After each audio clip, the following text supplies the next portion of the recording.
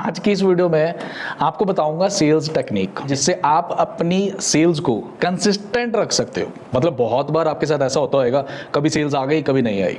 यही हाल रिक्रूटमेंट में भी होता है। तो आज इसके ऊपर बात करूंगा कि उसको कैसे आप कर सकते हो। आप जब सुबह अपना डे स्टार्ट करते हो ना, तो तब तक आपको पता नहीं होता कि आज करना क्या है, और उसका नतीजा ये होता है कि आप कभी कुछ ट्राई करते हो, कभी कुछ ट्राई करते हो, जिसके कारण आप कभी भी अपनी सेल्स टारगेट्स को अचीव नहीं कर पाते हो।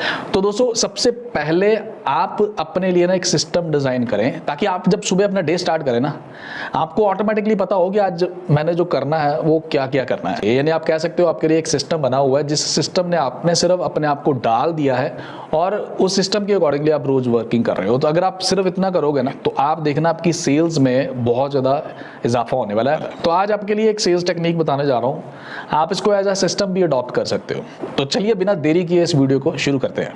तो दोस्तों, सबसे पहले बात करते हैं सबसे इंपॉर्टेंट पॉइंट की, जहां पे बहुत सारे लोग लैकिंग करते हैं। वो है be systematic about generating leads. देखिए, बहुत सारे लोगों का ना बिजनेस सिर्फ इसलिए नहीं आ पाता, उनमें कोई सेल्स पिच की कोई कमी नहीं होती है, कन्विंसिंग पावर की कोई दिक्कत नहीं होती है, लेकिन उनके पास ना एक लीड्स की कमी रहती है हमेशा ही। यानी कि किन लोगों को आज अप्रोच करना है, किन लोगों को आज बिजनेस प्लान शो करना है, या किन लोगों को आज प्रोडक्ट्स पिच करने हैं, उसके लिए उनके पास लीड्स नहीं होती हैं। अब क्योंकि लीड्स नहीं होती हैं, तो उनका सारे का सारा दिन सिर्फ इसी चीज में निकल जाता है कि आज किसको बताएं हम लोग। तो सबसे पहले अगर आप अपनी सेल्स को इंक्रीज करना चाहते हो, अपने लिए बहुत बढ़िया एक लीड जनरेशन सिस्टम डिजाइन करो, यानी कि जहां से आपके पास लीड्स कंसिस्टेंटली आती रहे और ऑटोमेटिकली आती रहे। अगर आपके पास लीड्स की कमी रहेगी ना, तो आपके पास हमेशा सेल्स की कमी रहेगी।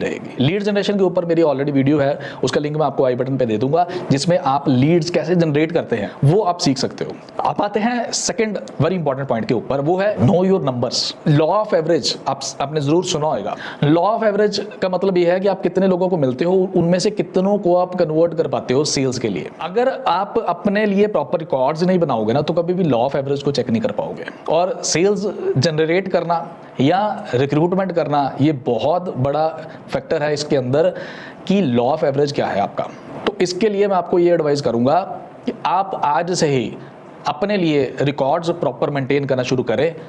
अपने नंबर्स आपको पता होने चाहिए कि मैं कितने लोगों को मिला हूं, कितने लोगों को मैंने बिजनेस प्लान पिच किया, कितने लोगों को मैंने प्रोडक्ट्स पिच किए, उनमें से कितने लोगों ने मेरे को यस किया, कितनों ने मेरे को नो किया। अगर आपको ये पता होएगा ना, तो आपको सेल्स की या रिक्रूटमेंट की कभी भी कमी नहीं होने वाली है। जैसे एग्जांपल के तौर पे आप 20 लोगों को मिलते हो, तब जाके आपको एक बंदा यस करता है। तो सिंपल सी बात है। इसका मतलब ये हुआ कि आप 40 को मिलोगे तो 2 ज्वाइनिंग्स हो जाएंगी आपकी, या 2 सेल्स हो जाएंगी। आप 60 को मिलोगे तो आपके पास 3 आ जाएंगी। आप 100 को मिलोगे तो आपके पास 5 आ जाएंगी। सिंपल सी कैलकुलेशन है। तो आपको पता होने चाहिए आपके नंबर्स, और वो तभी पता चल पाएंगे अगर आप प्रॉपर अपना डायरी मेंटेन करोगे, अपने लिए रिकॉर्ड्स मेंटेन करोगे। तो अगर आप सेल्स को इंक्रीज करना चाहते हो, अपने रिक्रूटमेंट्स को इंक्रीज करना चाहते हो, तो आज से ही अपने नंबर्स को नोट करना शुरू करो। अच्छा, उसके बाद मैं आपको ये बोलूंगा, फोकस ऑन रेफरल्स। रेफरल्स क्या होता है? मैं किसी को मिला, उसको मैंने बिजनेस पिच किया या प्रोडक्ट पिच किया, उसने मेरे को यस किया या नो किया, अब उससे से मैं रेफरल्स मांग रहा हूं। रेफरल्स मतलब उनके भी तो फर्दर कुछ लोग होंगे ना, जान पहचान वाले। आप उनसे, चाहे आपकी सेल्स कन्वर्ट हुई है या नहीं हुई है, तो रेफरेंस मांगने में कभी भी मत पीछे हटे। हो सकता है उसकी नीड नहीं है, लेकिन अगर आप ये पूछोगे कि आप के लिंक में या आपके सर्कल में सर कोई ऐसा पर्सन बताइए जिसको मैं अपने प्रोडक्ट्स पिच कर सकता हूं, जिसको मैं अपना बिजनेस प्लान पिच कर सकता हूं, और आपको लगता है कि यस हमारे प्रोडक्ट्स या बिजनेस में वो इंटरेस्टेड हो सकते हैं। बहुत बार बहुत सारे लोग क्या करते हैं, ये अपॉर्चुनिटी मिस कर जाते हैं कि वो कभी भी रेफरल्स नहीं मांगते हैं। जहां से सेल्स हो गई उनसे भी नहीं, जहां से नहीं हुई उनसे भी नहीं। तो ये बहुत बड़ी अपॉर्चुनिटी आप मिस करते हो। किसी ऐसे पर्सन को मिलना जिसको आप भी नहीं जानते और कोई आपके पास रेफरेंस नहीं है, उसको कन्वर्ट करना ज़्यादा मुश्किल होता है बजाय कि उसके जिसके पास रेफरेंस है। यानी कि मान के चलते हैं कि आप मेरे को डायरेक्टली नहीं जानते हो, आप मेरे पास आए, आपने मेरे को अप्रोच करने की कोशिश की, हो सकता है बहुत बार मैं आपको मना ही कर दूं, लेकिन अगर आप मेरे किसी फ्रेंड का रेफरेंस लेके मेरे पास आओगे ना, तो बहुत हद तक चांसेस है कि मैं आपको नो करूंगा ही नहीं। खास करके अगर मेरा वो बहुत क्लोज फ्रेंड है, तो मैं आपको नो नहीं करूंगा, मैं आपको मिलने का मौका एटलीस्ट जरूर दूंगा। और मेरे को मिलने के बाद अगर आपकी सेल्स में दम है, सेल्स पिच में दम है, तो बहुत हद तक चांसेस हो जाएंगे कि मैं आपको मना नहीं करूंगा। यही बाकी लोगों के साथ भी होता है। तो रेफरेंस लेना कभी भी मिस मत करिएगा। अब उसके बाद आते हैं फोर्थ वेरी इंपॉर्टेंट पॉइंट के ऊपर, फोकस ऑन फिक्सिंग अपॉइंटमेंट्स। जितनी ज़्यादा आप मैक्सिमम अपॉइंटमेंट्स को हैंडल करेंगे उतने ज़्यादा आपके सेल्स के चांसेस बढ़ेंगे। ऑब्वियसली एक बंदा 20 बंदों को मिलता है, दूसरी तरफ एक बंदा सिर्फ 2 बंदों को मिलता है और दोनों की मान के चलते हैं स्किल्स बिल्कुल बराबर हैं, तो आप खुद समझ सकते हो कि चांसेस किसके ज़्यादा हैं। जो पर्सन 20 पर्सन को मिल रहा है उसके चांसेस कंपैरेटिवली उसके जो 2 पर्सन को मिल रहा है बहुत ज़्यादा है। तो आपके ऊपर भी यही बिल्कुल अप्लाई होता है। अगर आप ज़्यादा से ज़्यादा सेल्स करना चाहते हो, कन्वर्ट करना चाहते हो अपने प्रॉस्पेक्ट को, तो ज़्यादा से ज़्यादा अपॉइंटमेंट्स फिक्स करो ताकि आपके पास अपॉइंटमेंट्स की भी कभी कमी ना हो। अच्छा, उसके बाद अब जो 5th वेरी इंपॉर्टेंट पॉइंट है वो है कि be ready to handle the objections. मान के चलो पहले से ही कि आपको जरूर आएंगे। आप किसी को भी अपने प्रोस्पेक्ट को मिलते हो, बिजनेस पिच करो या प्रोडक्ट्स पिच करो, तो ऑब्जेक्शंस आएंगी। वो बंदा आपसे क्वेरीज करेगा, इसको कहते हैं ऑब्जेक्शंस। कि आपने किसी को पिच किया, वो आपको सामने से काउंटर क्वेश्चंस कर रहा है, तो उसके लिए आपको रेडी रहना है, मेंटली पहले से प्रिपेयर्ड रहना है कि यस ऑब्जेक्शंस आएंगी। बहुत सारे लोग क्या करते हैं, जाके अपने प्रोडक्ट या बिजनेस के बारे में बताते हैं। अब जब सामने वाला कोई ऑब्जेक्शन क्रिएट करता है या कोई क्वेश्चन पूछता है ना, तो वो डर जाते हैं। वो कहते हैं यार ये लोग ये कहते हैं, वो कहते हैं ना, ये काम नहीं होता, लोग आगे से ये कह रहे हैं, वो कह रहे हैं।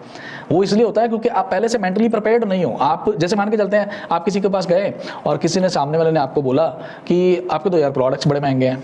ऑब्वियसली वो आपसे, उसका हक बनता है कि वो आपसे ज़रूर पूछे कि देखने में ये प्रोडक्ट्स क्यों महंगे लग रहे हैं, क्योंकि वो पहली बार इन प्रोडक्ट्स के बारे में लेट से सुन रहा है। या सामने वाला बोले कि यार अच्छा ये आपकी जो कंपनी है, मैंने सुना है कि नेटवर्क मार्केटिंग ऐसा होता है वैसा होता है, या जो भी बिजनेस में हो आप, तो आपको इसके लिए पहले से प्रिपेयर्ड रहना है कि यस मेरे को लोग क्वेश्चंस करेंगे, ऑब्जेक्शंस करेंगे और मेरे को इसके बारे में अच्छे से सीखना है कि कैसे ये ऑब्जेक्शंस को हैंडल किया जाता है। तो अगर आप ऐसा नहीं करोगे तो ऑब्वियसली आपकी सेल्स नहीं होगी। ऑब्जेक्शन हैंडलिंग के ऊपर मेरी अलग अलग वीडियोस बनी हुई हैं, उसकी प्लेलिस्ट का लिंक आपको मिल जाएगा आई बटन के अंदर, आप उसको जरूर देखना, आपको वो वीडियोस से भी बहुत ज़्यादा हेल्प मिलने वाली है। अब जल्दी से नेक्स्ट 6 पॉइंट के ऊपर आते हैं, that is follow up and listen. भाई लोगों, जब आप किसी से मिलते हो ना, तो बहुत बार कस्टमर आपको, प्रोस्पेक्ट आपको नो करेगा, लेकिन बहुत सारे बंदे क्या होते हैं जिनको एक्सपीरियंस नहीं है, वो नो को ना समझ लेते हैं कि नो जी, अब तो हार्ट के ऊपर अपने ले लेते हैं इस चीज़ को कि ना कर दिया जी मेरे को सामने वाले ने। देखिए, कस्टमर जो हमेशा ना आपको नो, अभी जिसने आपको कहा भी है वो आपको उसने नेवर नहीं कहा, उसने ये नहीं बोला कि नहीं जी मैं कभी भी नहीं लूँगा। यहाँ पे आपका स्टार्ट होता है फॉलो अप। फॉलो अप करना बहुत ज़रूरी है और फॉलो अप के अंदर सामने वाले को सुनना भी बहुत जरूरी है। कई बार क्या होता है कि हम लोग सिर्फ अपना सुनाते रहते हैं। आपको सामने वाले का भी सुनना है कि वो क्या चाहता है, वो आपको क्यों अभी डिले कर रहा है, क्यों मना कर रहा है। अगर आप उसको प्रॉपरली अच्छे से सुनोगे ना, तो आप उसकी जो अंदर की जो क्वेरी है ना, उसको बाहर निकाल पाओगे जब आप उसको बोलने का मौका दोगे। तो फॉलोअप करना भी बहुत ज़रूरी है। कई बार क्या होता है, हम लोग एक बार किसी को बताते हैं, उसके बाद हम लोग कभी भी उसको फॉलोअप नहीं करते हैं, जिसके कारण हम अपनी सेल्स जो है मिस कर देते हैं। अब आते हैं नेक्स्ट 7th पॉइंट के ऊपर, फोकस ऑन क्लोजिंग। क्लोजिंग को ना कुछ लोग, मतलब आप प्रोस्पेक्ट को सब कुछ डिटेल्स शेयर कर दी, सब कुछ कर दिया, लेकिन उसके बाद क्लोजिंग के ऊपर फोकस नहीं करते हैं। फॉलोअप भी कर लेते हैं अच्छे से, लेकिन क्लोजिंग के ऊपर आते नहीं है। बाइंग सिग्नल जब आपको देना शुरू कर देता है ना कस्टमर, आपको प्रोस्पेक्ट आपका, तो आपको क्लोजिंग के ऊपर फोकस करना चाहिए। क्योंकि अभी अभी आपने कन्विंस किया किसी को, he is ready to join, और थोड़ा बहुत कच्चे पक्के माइंड के साथ वो सोच रहा है कि ज्वाइन करूं या ना करूं, या प्रोडक्ट बाय करूं या ना करूं, तो कुछ लोग ना उसको वहीं पे ढीला छोड़ देते हैं। वो टाइम होता है क्लोजिंग का। आप उसको कन्विंस कर चुके हो ऑलरेडी, या कहीं ना कहीं डिसीजन लेने में माइंड मेकअप कर चुके हो। अब आपको क्लोजिंग के ऊपर उसको फोकस करना है कि कैसे फटाफट से मैं इसको क्लोजिंग के ऊपर बहुत बढ़िया बढ़िया वीडियोस आपको यूट्यूब पे मिल जाएंगी। आपको अगर नहीं पता कि क्लोजिंग कैसे करते हैं, मेरा भी जो है वीडियो ऑलरेडी बना हुआ है, मैं उसका लिंक आपको शेयर कर दूंगा आई बटन में, ज़रूर देखना। क्लोजिंग के ऊपर फोकस करो, आपकी सेल्स, आपकी कन्वर्जन रेशियो बहुत ज़्यादा इंक्रीज हो जाएगी इससे। अब उसके बाद कंसिस्टेंट सेल्स या कंसिस्टेंट लीड कन्वर्जन, उसके लिए मैं आपको ये कहूँगा कि आप अच्छे गुड रिलेशंस बना के रखो अपने कस्टमर्स के साथ, अपने प्रॉस्पेक्ट्स के साथ। जो भी कस्टमर आपके बन चुके हैं, कोशिश करो कि उनके साथ अच्छे रिलेशंस भी डेवलप हों आपके।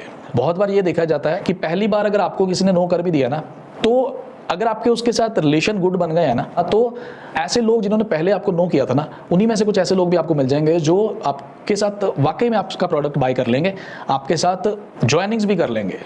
तो दिस इज अ सिस्टम। कैसे आप अपनी सेल्स को इंक्रीज कर सकते हो, कंसिस्टेंट कर सकते हो, कैसे आप नई रिक्रूटमेंट्स हमेशा के लिए बिना कोई दिक्कत के आप अपने लिए लेके आ